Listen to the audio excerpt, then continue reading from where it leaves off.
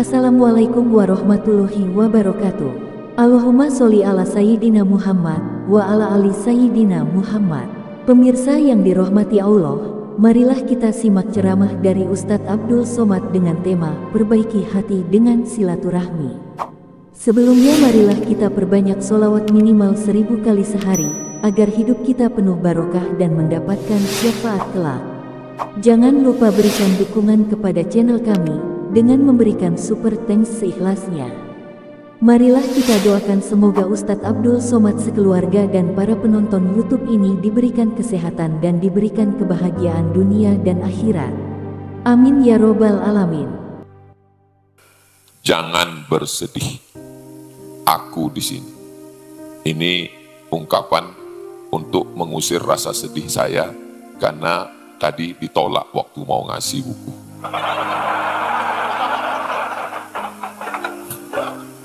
Jadi kami Ustadz Lukman dari Pontianak, Ustadz Somad dari Pulau Sumatera, yang satu dari Kalimantan, yang satu dari seberang, dibawa ke Merapi Merbabu untuk disadarkan tentang hakikat diri bahwa kamu bukan apa-apa dan kamu bukan siapa-siapa. Kalau kita tidak dibawa ke Merapi Merbabu, kita merasa sudah sangat tinggi. Ternyata di Merapi Merbabu kita tidak dianggap.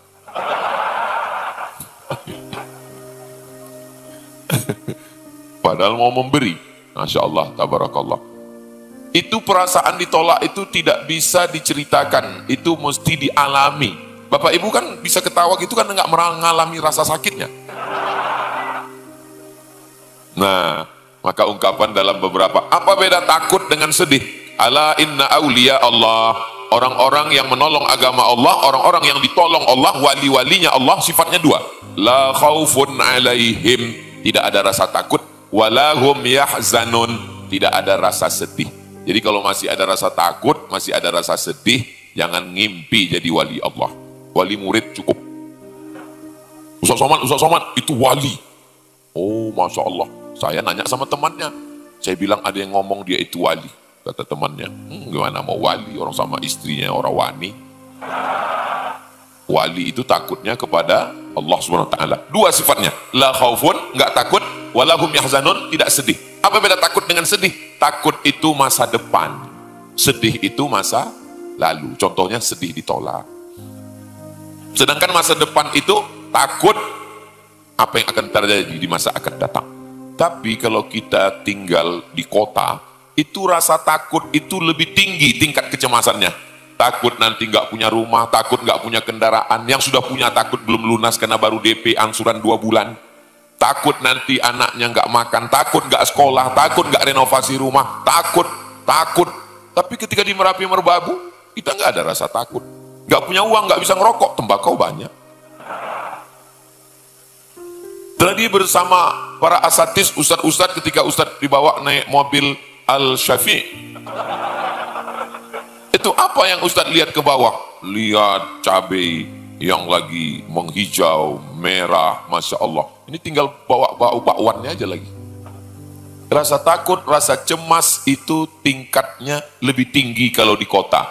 Itu maka tadi kalau semua ngomong, Ustadz Lukman ngomong, Habib Muhammad bin Alis ngomong, Bapak Ibu saya lihat dari ujung ke ujung ngomong ketawanya itu lepas gitu. Kenapa bisa lepas, nggak ada yang tertahan? Karena memang dia tidak ada rasa takut, tidak ada rasa cemas, lepas semua. Kalau orang tingkat ketakutan cemasnya tinggi, dia nggak bisa ketawa gitu, tertahan dia. Dia bisa lepas sampai ujung. Nah, adapun masa lalu kita, jangan sedih. Masa lalu banyak dosa, banyak silap, banyak salah. Mudah-mudahan semua dosa kita di masa lalu diampunkan Allah Subhanahu wa taala. Majelis kita majelis ilmu itu majelis zikir. Idza marartum biriyadil jannah fartau. Kalau kamu lewat di taman-taman surga, maka jangan cuma lewat aja, mampir ikut makan minum di taman surga. Lalu kemudian sahabat Nabi nanya, "Ya Rasulullah, taman surga itu kan nanti di akhirat. Apakah ada taman surga di dunia?" Ada taman surga di dunia. Di mana taman surga? Majalisul ilmi, majelis ilmu adalah taman-taman surga. Karena setiap ustadz kita memuji Allah, alhamdulillah, bersolawat, Allahumma sholli ala sayyidina Muhammad, menghormati orang tua, menyayangi anak muda. Di dalamnya ada zikir mengingat Allah, di dalamnya ada doa. Maka dipisah antara laki-laki dan perempuan. perempuan karena dikhawatirkan ikhtilat tidak turun rahmat Allah. Selesai acara pengajian, apa kata malaikat dalam kitab Musnad Ahmad bin Hanbal? Qumu maghfuran lakum. Saat selesai kajian, saat kita berdiri bubar, qumu maghfuran lakum, berdirilah kamu, semua dosa-dosa kamu diampunkan.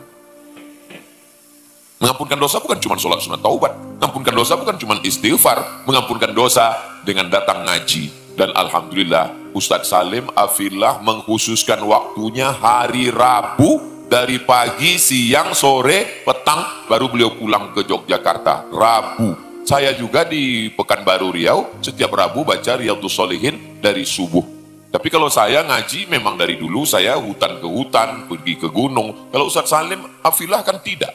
Beliau dari mulai Jepang, Korea, Eropa, tapi masih mau datang.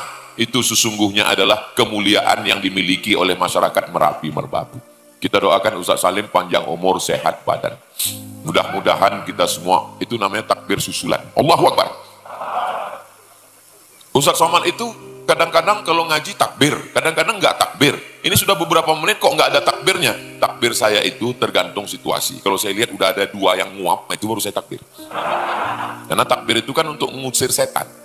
Jadi kalau waktu ngaji ada yang ngantuk, itu dua kemungkinan. Yang pertama digoda setan, yang kedua cacingan. Tapi kita di Merapi Merbabu, sayur mayurnya segar, hewan-hewan ternaknya segar, makanannya sehat. Makanya dengar pengajian 4 ustadz sekaligus. Jarang-jarang 4 ustadz. Masya Allah, tabarakallah. Itu yang paling apa tadi? Sebelum kena angin motor masih pakai sorban. Berangkat dari Jogja, turun dari hotel, silakan naik Alphard. Sampai di jalan, turun derajat motor.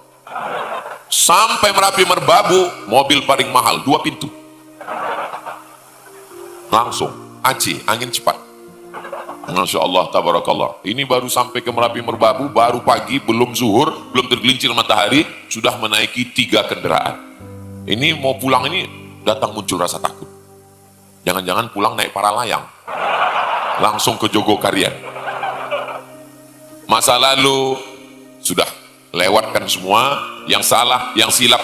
Siapa yang tidak punya salah di antara kita ini semua? Man kasura kalamuhu kasura sabtuhu. Siapa yang paling banyak ngomongnya, dialah yang paling banyak salahnya. Makanya insya Allah saya nggak terlalu panjang. Kullu bani Adam, semua anak cucu keturunan Adam khatta'un. Orang-orang yang silap salah. Wa khairul khatta'ina tawwabun. Sebaik-baik orang yang bersalah adalah orang yang bertaubat. Taubat bukan tauco. Taubat minta ampun kepada Allah Subhanahu wa taala. Tidak ada alasan masyarakat Merapi Merbabu untuk tidak taubat. Pondok pesantren ada, ustadz yang ngajar, Ustadz Salim Afillah, ada kajian awal bulan, ada kajian pekanan. Kami pula kematang kemari setiap tahunan, setiap bulan Agustus, bulan lalu September, sekarang Agustus. Ada tahunan, ada bulanan, ada pekanan, ada pondok pesantren, ada masjid. Belum selesai. Insya Allah setelah kita pulang dari sini, selesai masjid ini insya Allah. Jadi tentang masalah masa lalu, jangan terlalu disedihkan, serahkan semuanya kepada Allah. Bismillahirrahmanirrahim. Tatap masa depan, la haula wala quwata illa billahil aliyil azim. Jangan terlalu memandang masa lalu sampai kehabisan energi untuk menatap masa depan.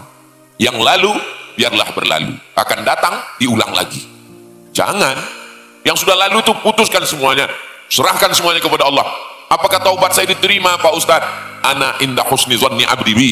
Aku menurut prasangka hambaku kepadaku. Mudah-mudahan dengan husnuzon kita pada Allah, semua silap, salah, dosa kita diampunkan Allah Subhanahu wa taala. Amin ya rabbal alamin. Nah, sekarang masa depan, ada ketakutan. Kalau terlalu takut melihat masa depan, takut pensiun, takut mati, takut sakit, maka itu berpengaruh kepada pikiran. Kalau sudah pikirannya macam-macam, gula darah naik, diabetes meletus, asam urat turun, naik asam lambung, naik diabetes, naik kolesterol, naik jantung koroner, naik tekanan darah, berbagai macam penyakit datang. Tapi saya yakin dan percaya, melihat dari tatapan mata cerahnya wajah Bapak Ibu hadirin hadirat, semuanya dalam keadaan sehat walafiat insyaallah. Kenapa sehat badannya? Karena pikirannya sehat. Kenapa pikirannya sehat? Karena hatinya sehat. Ala fil jasadi mudghah. Ketahuilah di dalam jasad ini ada segumpal, ada sekepal. Idza sholahat, kalau yang segumpal ini, sekepal ini baik, sholahal jasadu kulluh, maka yang lain ikut jadi baik. Dari ujung rambut sampai ujung mata, ujung kaki, semuanya sehat. Wa idza fasadat, tapi kalau dia sudah rusak, fasadal jasadu kulluh, yang lain ikut menjadi rusak. Ngaji memperbaiki hati, baca Quran memperbaiki hati, zikir memperbaiki hati, sholawatan memperbaiki hati, kumpul silaturahim memperbaiki hati. Ini yang hadir ini semua hatinya sudah sehat-sehat semua insyaallah. Yauma la yanfa'u malun wala banun. Hati itu saat dia menghadap Allah Subhanahu wa taala, la yanfa'u malun, tidak ada gunanya harta, wala banun, tidak ada gunanya anak, illa man atallaha biqalbin, kecuali orang yang datang menghadap Allah dengan hati yang salim. Itulah mengapa yang pertama menyampaikan tausiah Ustaz, karena semua berawal dari hati. Nyambung semua, Masya Allah. Kalau hatinya sudah salim, ngomongnya salim, mata salim, pendengarannya salim, ide-idenya pun salim, tidak hanya mengejar popularitas, tidak hanya melihat terbang ke atas, tidak hanya memikirkan diri, keluarga, anak-anak, tapi bagaimana dakwah saudara-saudara di Merapi Merbabu, bagaimana keadaan santri-santri, bagaimana santri dari seluruh Indonesia didatangkan, ada program beasiswa, selesai mondok nanti kuliahnya di mana, selesai kuliah nanti penempatannya di mana, dibangunkan masjid yang cantik, yang indah, ada yang putra, ada yang putri. Mudah-mudahan dengan hati yang salim, dengan pikiran yang salim, amal-amal kita juga semua adalah amal yang soleh, bukan somat. Amal-amal soleh inilah yang akan kita bawa menjadi bekal menghadap Allah Subhanahu wa ta'ala. Hidup ini cukup dipikirkan. Ada masalah, pikirkan sekali. Kalau ada jawabannya, temukan. Nggak ada jawabannya, nggak usah dicari, karena ya memang nggak ada jawabannya. Ngapain mesti kita pikirkan? Pikirkan saja yang ada solusinya.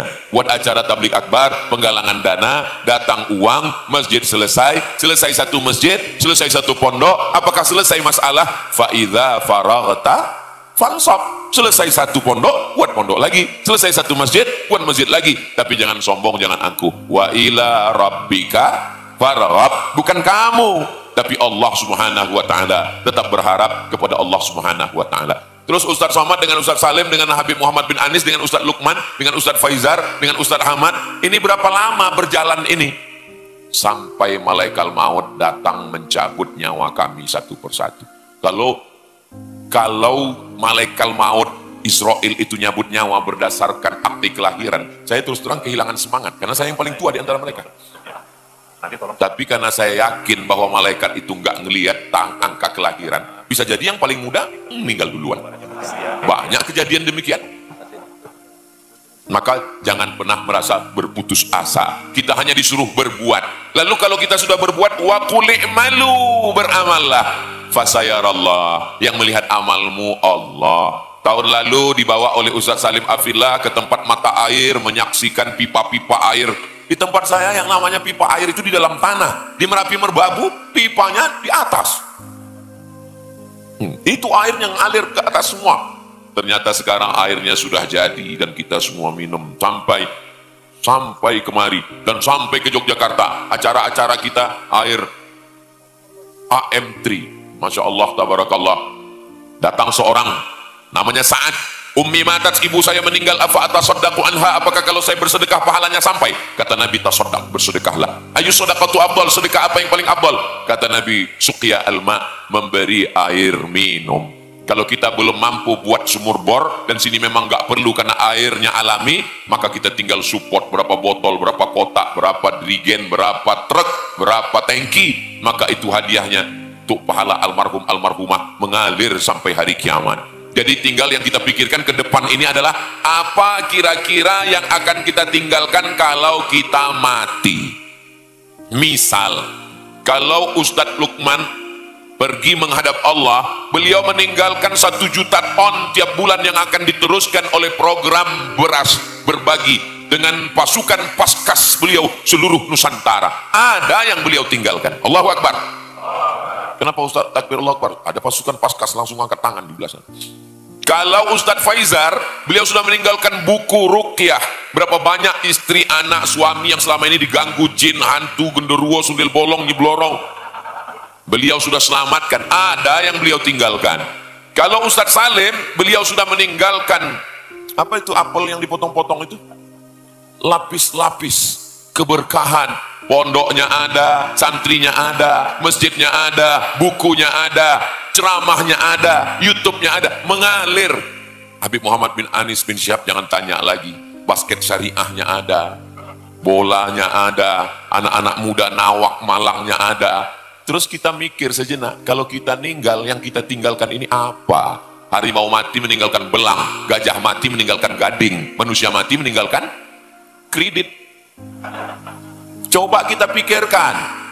Pikirkan kalau kita mati meninggalkan apa? Banyak sekarang orang mikir, apa yang akan saya lakukan setelah saya pensiun? Pusing, mumet, sakit kepala, mikirkan apa nanti setelah pensiun. Yakin benar dia bahwa dia akan pensiun. Dia nggak tahu malaikat maut datang sehari menjelang pensiun. Banyak orang terlalu memikirkan keriput kerut wajahnya, memikirkan kulit wajahnya. Dia nggak tahu sebelum keriputnya datang, sebelum kerutnya datang, cacing tanah sudah datang duluan.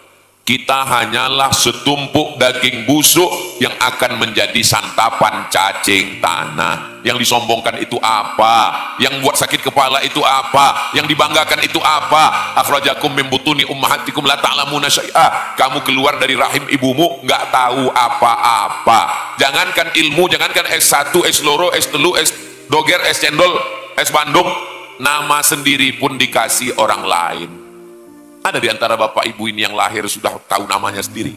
Namanya, apalagi pakaiannya, apalagi warisannya, kita nggak tahu apa-apa. Dan ketika kita lahir tidak bawa apa-apa, kita lupa, kita diingatkan lagi dalam acara akikah. Nanti datang ya anak saya akikah. Sebenarnya kita diingatkan, inilah panjangmu cuman sejengkal, tapak kakimu 2 jari, nggak bawa apa-apa. Inilah kamu Abdul Somad 40 tahun yang lalu. Kamu bukan apa-apa dan bukan siapa-siapa. Lalu kemudian sekarang bisa bicara, bisa berjalan, bisa melihat, sampai pada akhirnya nanti kembali lemah. Wa man nu'ammirhu nunakkishu fil khalqi. Dibaca tiap malam Jumat, tahlilan, sholawatan, zikir, pindah rumah, akikah, walimah. Saat kamu sampai usia yang ditetapkan Allah, kamu akan kembali ke usia sedia kala. Dulu pandangannya sejengkal, nanti di hari tua pun mulai rabun. Dulu tegaknya tidak bisa lama, bergoncang bergoyang, sampai masanya di hari tua pun lutut mulai gemetar. Dulu kalau lama berjalan, anak-anak kecil minta gendong. Setelah tua kita pun juga tidak bisa lama tegak dan lama berjalan. Sampai pada akhirnya kita menghadap Allah. Mudah-mudahan kita semuanya husnul. Yang kaya-kaya, yang sombong-sombong, yang hebat-hebat, mati. Orang kaya, mati. Orang miskin, mati. Pejabat, mati. Anggota dewan, jangan kuat ada orang. Polisi, ada Pak polisi. Tentara, ada orangnya. Ustadz, kita semua akan mati. Pikirkanlah apa yang akan kita tinggalkan. Yatsba'ul mayyita salasun, yang mengiringi mayat ke liang lahat itu banyak, cuman 3. Yang pertama mal, hartanya, mobilnya, sampai ke pelataran parkir. Selama di Merapi Merbabu ada orang meninggal bawa mobil, bawa motor? Enggak ada. Yang kedua ahlu, keluarganya, istrinya, anaknya, mantunya, cucunya, cuman sampai di pintu liang lahat ngelihat ke dalam, survei. Setelah itu mereka akan pulang. Yarji'usnani, yang 2 pulang, hartanya pulang, keluarganya pulang. Mohon maaf ya Bu, jangan marah, jangan tersinggung. Saya boleh nanya, kalau bapak meninggal ibu mau ikut? Jelas Pak. Terus yang selama ini katanya kaulah bulan, kaulah bintang, siang dan malam terbayang-bayang, makan tak lelap, tidur tak kenyang, itu kira-kira apa? Gombal. Kita semua akan menghadap Allah Subhanahu wa Ta'ala. 2 rakaat malam tahajud, zikir subhanallah subhanallah, alhamdulillah alhamdulillah, Allahu akbar Allahu akbar. Itu yang zikir, bukan waqiah waqiah waqiah. Itulah yang akan kita bawa menghadap Allah Subhanahu wa Ta'ala. Hidup ini hanya sepotong kenangan, maka tinggalkanlah kenangan yang baik, yang indah. Andai pulang dari Merapi Merbabu, Ustadz Somad pulang ke Riau, meninggal dunia, andai berakhir usianya menurut catatan di Lauhil Mahfuz, saya ingin yang saya tinggalkan adalah kenangan yang baik-baik semuanya, insya Allah. Saya selama berjalan dengan Ustadz Salim, kenangannya baik. Jalan dengan Habib Muhammad bin Anis, kenangannya baik. Jalan dengan Ustadz Luqmanul Hakim, kenangannya baik. Karena kenangan yang baik itulah maka kami bisa jalan terus bersama. Coba kalau ada sakit hati sekali, mungkin udah gak datang lagi. Kenapa? Karena sakit hati. Maka kita perlu menjaga hati. Kita mesti hati supaya jangan sampai sakit. Masya Allah, so sweet. Saudara yang dimuliakan Allah Subhanahu wa taala, sampai pada akhirnya kita kembali menghadap Allah, lalu kemudian yang dikhawatirkan, yang ditakutkan pun hilang. Takut nggak makan, mayat nggak makan lagi. Takut nggak kerja, mayat memang nggak kerja. Takut nggak putih, memang mayat akan disantap cacing tanah. Apa yang dikhawatirkan? Kekhawatiran akan hilang. Digoda setan. Setan itu hanya menggoda ketika darah mengalir. Asyaitonu yajri majrad dam. Setan mengalir dalam aliran darah. Kalau jantungnya sudah berhenti berdegup, jantung berhenti berdetak, darah berhenti mengalir, setan pun tidak lagi akan ada menggoda. Makanya kalau ada di antara bapak ibu jamaah yang mengatakan, Ustaz Somad, saya lelah baca auzubillah, saya lelah baca ayat kursi, kapan saya berhenti? Tenang, nanti kalau sudah mati, berhenti. La ughwiyannahum, kata setan, saya akan goda mereka, sesatkan mereka sampai kapan? Madamat arwahuhum fi ajsadihim, selama ruh masih bersemayam di dalam jasad. Sebelum sholat, apa kata setan? Jangan sholat, jangan sholat, jangan sholat, nanti masih muda, umur masih panjang. Setelah sholat, apa kata setan? Itu kunci ada tinggal di atas TV, itu kunci motor tinggal di dapur. Setelah selesai sholat, apa kata setan? Kamulah penghuni surga, yang lain masuk neraka. Kamu adalah orang yang paling baik, yang lain adalah jahat. Setan langkah pertamanya menggoda kita untuk jahat. Kalau dia gagal menggoda kita untuk jahat, dia akan goda kita mengatakan, engkaulah orang yang paling hebat. Mudah-mudahan dua jalan ini tidak masuk ke dalam diri kita, insya Allah. Kita tidak jahat dan kita tidak merasa paling hebat. Kalau memang kaya, kalau memang hebat, kalau memang jutawan, kalau memang penguasa, selesaikanlah pondok-pondok, selesaikanlah masjid-masjid. Bukan dilihat dari sebesar apa rumahmu, bukan dilihat dari sebanyak mana motormu, bukan dilihat dari semewah apa kendaraanmu, tapi apa yang akan engkau tinggalkan. Mobil tinggal, motor tinggal, STNK, BPKB, nama kita bertahan di sana hanya 1 tahun. Setelah itu mereka akan bawa ke kantor Samsat, tukar nama. Kenapa? Karena Bapak polisi tidak mau nangkap almarhum. Nama kita di BPN, Badan Pertanahan Nasional, paling lama bertahan sebelum surat tanah rumah dijual. Begitu dijual, ganti nama, balik nama, akte notaris, bawa ke BPN. Nama kita nggak berlaku. Nama yang kekal abadi hanyalah nama yang di dinding masjid, nama yang di pondok pesantren. Andai tidak tertulis nama kita di sana, inna alaikum lahafizin kiraman katibin ya'lamuna ma taf'alun. Malaikat mencatat, tidak pernah lupa, tidak pernah silap, tidak pernah khilaf. Jadi mumpung masih hidup, selama hayat di kandung badan, masih bernafas, mata masih berkedip, tangan masih melangkah, tangan masih mengayun, insya Allah kita tidak akan pernah berhenti beramal soleh. Innal insana lafi khusr. Semuanya rugi. Orang kaya rugi, orang miskin rugi 2 kali. Orang ganteng rugi, yang kurang ganteng lebih rugi. Rakyat jelata rugi, penguasa lebih parah ruginya. Masa dengan kekuasaan nggak bisa nolong agama Allah? Masa dengan harta nggak bisa nolong agama Allah? Masa dengan tanda tangan nggak bisa nolong agama Allah? Sudah diberikan jabatan, diberikan kekuasaan, diberikan harta, tapi tidak dipakai untuk menolong agama Allah.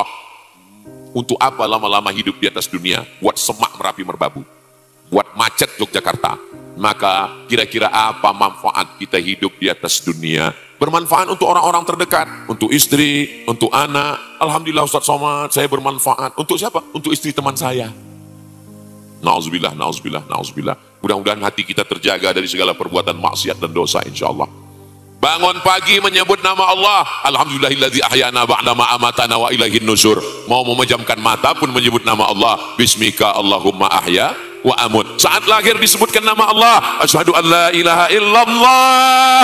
Saat akan mati pun juga disebutkan nama Allah dengan talqin bunyi di telinga kanan. La ilaha illallah. Bunga diciptakan Allah waktunya tidak lama, hanya sekedar kuntum, mekar, harum, menjadi jambangan di tengah pesta, diletakkan di samping mempelai wanita, disediakan ruang tamu yang harum semerbak, habis itu dia pun layu dan mati. Memang misinya tidak lama, karena memang manfaatnya juga tidak banyak. Tapi kita diberikan Allah 63 tahun. Umur umatku ini baina sittin wa sab'in, sittin 60, sab'in 70, 61, 62, 69, 70. Mohon maaf kalau kebetulan yang sudah ada lebih 70. Mudah-mudahan sehat walafiat. Khawatir perlu, cemas jangan. Kita ingin supaya semua umur kita ini berakhir dengan Allahumma khtim lana bihusnil khatimah wa la takhtim alaina bisu'il khatimah. Idza matal insan, dalam Sahih Muslim, kalau manusia mati inqata'a, putus semuanya. Yang tinggi di atas jangan bangga, yang rendah di bawah jangan merasa hina.